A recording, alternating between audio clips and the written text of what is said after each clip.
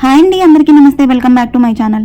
ఈరోజు వీడియోలో ఎన్ని తిన్నా బోరు కొట్టని హెల్దీ మేతి పరాటా ఏ విధంగా ప్రిపేర్ చేసుకోవాలో చూపిస్తాను.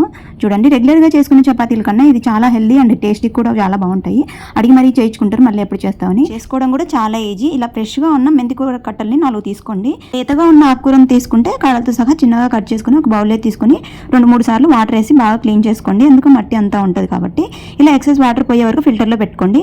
తర్వాత ఒక 1/2 kg దాకా, లేదంటే 1/4 kg, మీరు రెగ్యులర్గా ఎంత చపాతీ పిండి తీసుకుంటారో అంత తీసుకొని ఈ మెంతి కూరనంతా వేసుకొని కోర్స్గా బ్లెండ్ చేసుకున్న పచ్చిమిర్చి, ఉప్పును కూడా అందులోని బ్లెండ్ చేసుకొని వేసుకోండి. తర్వాత 1 టేబుల్ స్పూన్ దాకా అల్లం వెల్లుల్లి పేస్ట్, పసుపు, ఉప్పు, కారము అండ్ గరం మసాలా వేసుకోండి.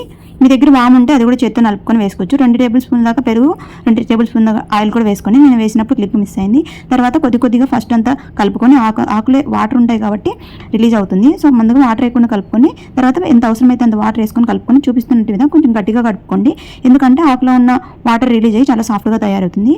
ఇలా కొద్దిగా ఆయిల్ అప్లై చేసి ఒక 1/2 అవర్ పాటు వదిలేయండి. దీని కాంబినేషన్ అందరూ పెరుగుతో కానీ పచ్చళ్ళతో కానీ తింటారు. మేము మాత్రమే ఇలా చట్నీ చేసుకొని తింటాము. ఇది చాలా బాగుంటుంది. మీరు కూడా నచ్చితే ట్రై చేయండి.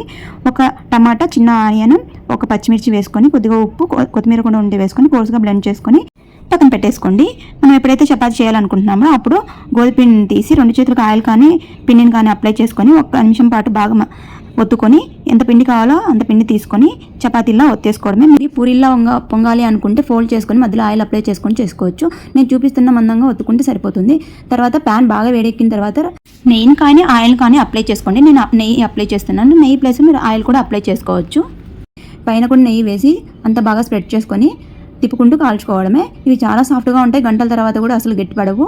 చాలా టేస్టీ కూడా ఉంటాయి. ఇవి 2-3 రోజుల పాటు స్టోర్ చేసుకోవచ్చు. జర్నీస్ అలాంటి ఏమన్నా ఉన్నప్పుడు కూడా ప్యాక్ చేసుకోవచ్చు.